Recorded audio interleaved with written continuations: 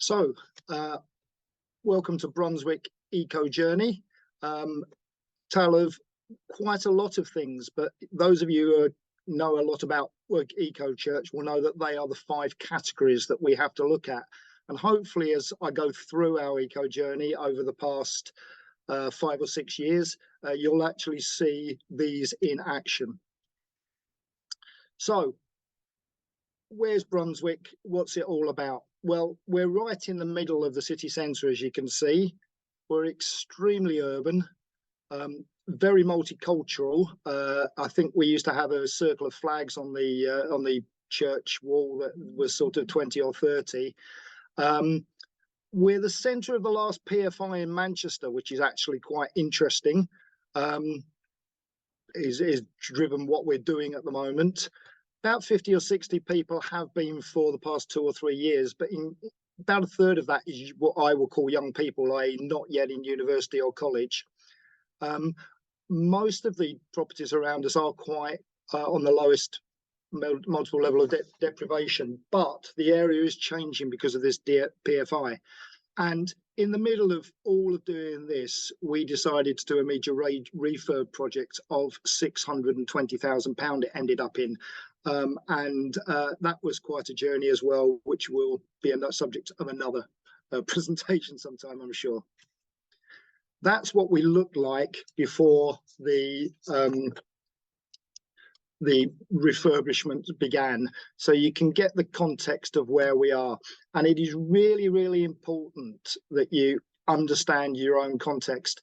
What Nick last week and I this week can only give you is principles or pointers that are due in our context. So please don't take anything I say tonight and think, oh, we've got to do that or whatever. It's applying the principles to your context. So we're going to start in 2018 in the beginning, and as in the beginning of the Bible, darkness was over the surface of the deep. Eco Church stuff wasn't even anywhere to do with the church at all. It wasn't a priority. Nick last week talked about a vision. I don't think we had a vision, but in 2016 we'd put solar panels on the roof. That was quite interesting because that had more to do with the refurb project and how we can get funding rather than perhaps anything eco. Maybe I'm being a little bit harsh there, but that's where we were. So it was a major surprise in 2019 when we got a Bronze Eco Award. So where did that come from? Well, it came from a lady called Jess, and there she is with one of our lovely counsellors, Tina. And Jess, as a curate, was tour de force and basically said, oh, I'm going to have a look at this, and got on and did the questionnaire. Now, I'm sorry if this is a bit of a giveaway, but actually getting Bronze Eco Church isn't too difficult. I would think that most of you who haven't even started on the journey have already got it. And I've just been talking to one of the people who've come on, and we're both saying we've actually both got gold in worship and teaching. So getting Bronze Eco Award isn't very difficult, and I want to encourage you to have a look at it and actually find out what you need to get a bronze one. However, it was also to do with a link called a mythical person who I called Grace. Grace will come up a few times in this presentation, but I've got to say that her and Clive and Alison, and Barris Alison, who's on the call this evening, have been incredibly supportive as we've done this eco journey. And it was interesting reading the PCC minutes, seeing how much Grace actually was talking to Jess about supporting her in this thing. So 2019 Bronze Eco Award, easy, great. And then not really a lot. The PCC minutes, because I've had a look at them, have said, well, there's not a lot to report. There's nothing specific, nothing. And PCC said, yeah, this is all right, but we'll receive 3 monthly reports on the issue. It was definitely not a priority and not on the 2020 Mission Action Plan. And then 23rd of March 2020, Why is that a significant date? Because it was my 59th birthday. It was also the date the pandemic started. So we moved into the pandemic, and interestingly, in the darkness of there, things began to happen. So conversations happened while we were in the pandemic that perhaps people didn't have the time for beforehand. PCC started talking about what's this eco stuff all about, and other conversations happened. People began to step forward. Someone especially called Edwin, who is a member of our church, we found out he was, he got called the eco warrior. You find out about these things when you start talking to people.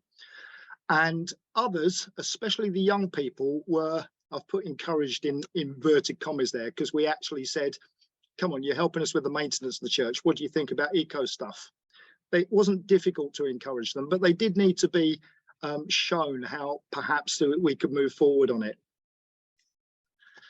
Edwin wrote a paper quite strongly to PCC, and PCC took notice, and it's quite important that the PCC is involved. And I think this is one of the things that you need to get the church, and I guess the PCC is an important part of this, to say, yes, this is the policy, this is the way we're going.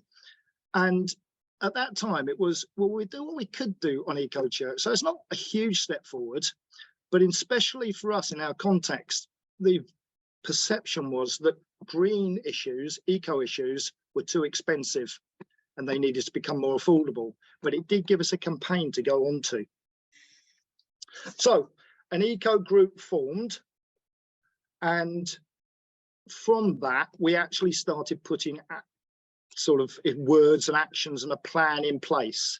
And this sort of then starts to mirror something that happened with Nick's church last week. But if you notice, we didn't have a vision to start with, unlike perhaps what was said last week. So again, context is all important. We had a vision and an action plan, and this came out of the eco group meeting. So that's what PCC said on their mission action plan. The actual overall action wasn't too difficult. The group already existed, but Jess and I were on that group, but it was what we were going to do. And then we had 3-month and 12-month actions, and they came out of the meeting we had with the group. And again, I can share these afterwards if you want, but sort of the 12 actions are find some campaigns, sorry, the 12-month actions, find some campaigns to support, agree there will be some teaching and preaching on this subject. And for the 3 months we had, ensure we had a baseline measurement of church activities. And secondly, that the church eco service is re-examined and a list of specific actions to be created. And that's probably the only time that the eco church is mentioned, but it did drive a lot of what we were doing. And actually going into the questionnaires and looking at the subjects they were asking you actually made a lot of difference. And so the active intentional journey began, and I'm sorry for the media overload that's going to come. So we started with the church garden, and this is where I try to be clever. Sharing for a minute. Share screen again, and there we go. So our church garden with granddaughter involved.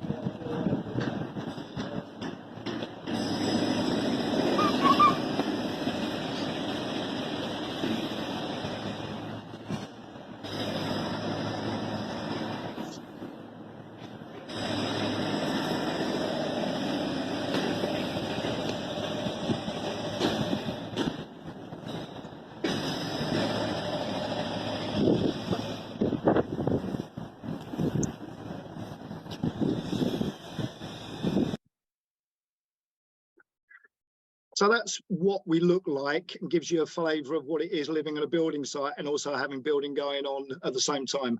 Go back to share the presentation.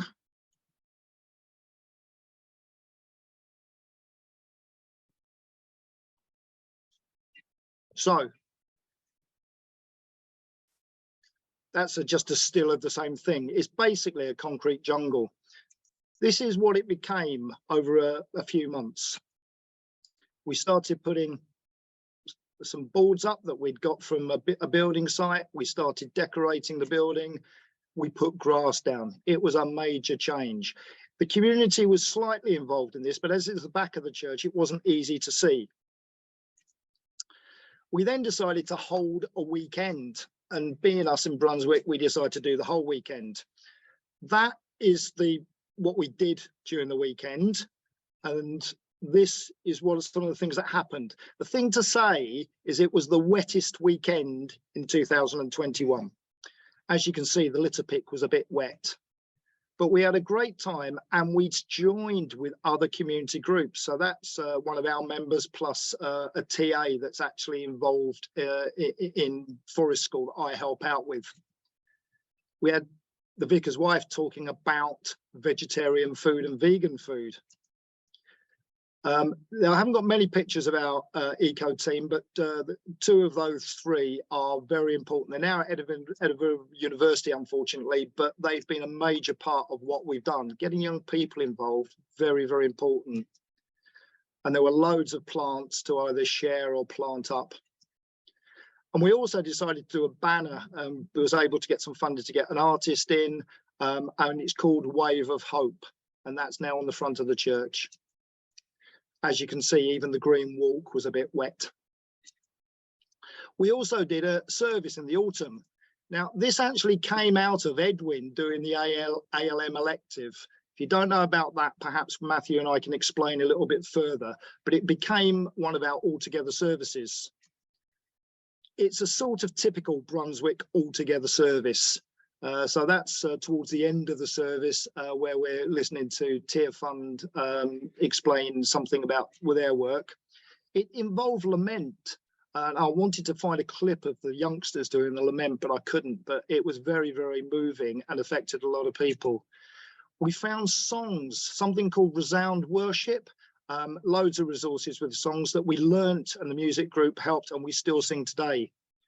We had three of us preaching, only for about 3 minutes or 5 minutes each, but we involved people as well, and active prayer stations as well. Guess what that footprint was talking about. Moving into 2022, the council got involved. We had some consolidation, but more we involved community. The council held climate summits, and again, encourage you to find out what your local council has done. In Manchester, all the wards have had to have climate summits. They held it in our church hall. It was a great event. We began the silver application, and we involved the youngsters, who are very, very, very, very strict when you come to answering questions. So we didn't get silver at the first or second time we looked at it, because they were basically saying, no, we're not there. We held consultations with people to see what was important, using the eco church categories, but also seeing what was important to them. That's a consultation that was happening during one of those prayer stations, but we also did it at one of the big sports-tacular events we did, and also with the eco group itself. We continued car parking. We did a bee party. The reason that's from the roof is that we were up on the roof putting plants up there. And I mentioned Grace, one of the DEOs who've been for the eco stuff, and that's Grace holding the things to Yash, who's going to pass it to me to put up on the roof. We even, with the refurb project, managed to get an EV point in, and we were granted the Silver Award in October last year. So what have we been doing? We helped close the A6. I won't show you the video because I'm realizing I'm overrunning, but there's a short video of somebody skipping down an empty A6, a very good event. We did that with a group called Ardwick Climate Action, who I'm going to be treasurer of soon. The solar and the EV keep going. It's great to see the usage going up of both of them. And we started with Keep Warm and Well. Now I will quickly, if I've got time, Matthew, if that's all right, share this because somebody was interested in it last week.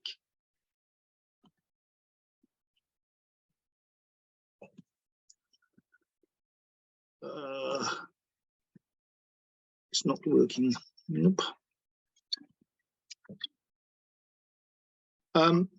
Basically, I'm just going to go through to, it's a whole project that's come out of the whole principle of some of us don't need the £400, so therefore we can give or use it for other things.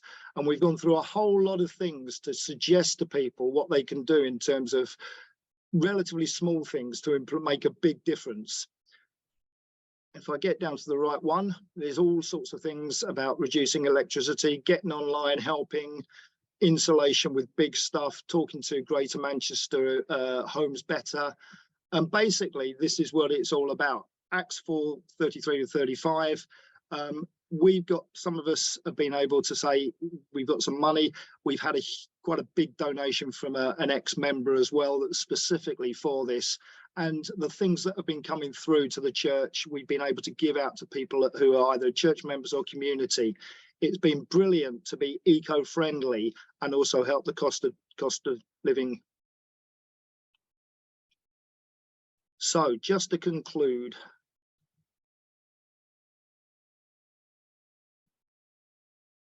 find the right one.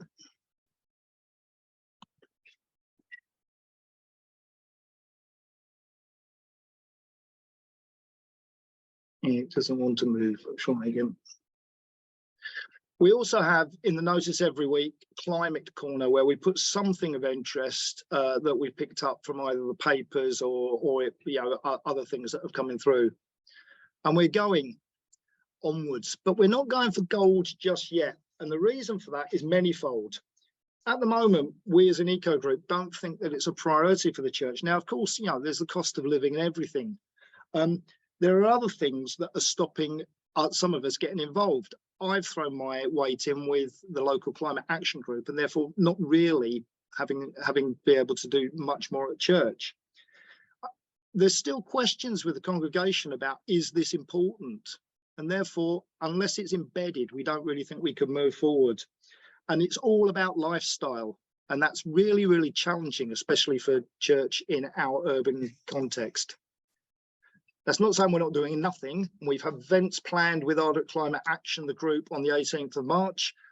We've just involved a study about active travel in that this afternoon, as I've been meeting with people. And we will keep on updating Eco Church with the church on the following weekend. It's very much at the moment, keep on keeping on. So maybe thinking about Nick's presentation last week and what I've said today, essential that worship, teaching and prayer is involved right the way through. I can't emphasize that too much.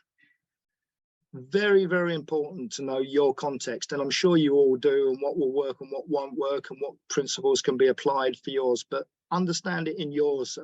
It's been great to have a huge contract cast between myself and Nick. People are important. You do need leaders, and there was perhaps 2 or 3 of us, but you also need a team, and the youngsters, the young people with that team for us have made a huge difference in being able to get things moving, get people encouraged. And mission with, I just can't emphasize this too much, about getting alongside the council, local climate actions, Friends of the Earth, find out what they're doing, join in and get them to join in with you. And there is loads and loads and loads of help. They're just some of the things. I was speaking to Matthew before. We could put links to all of those on the chat or send them to you afterwards. But I was just saying, doing the eco service frightened me silly until I went on the Church of England website and found out how much creation tide material there is just on the CFE website. So sorry for going over a bit, but I hope this has encouraged you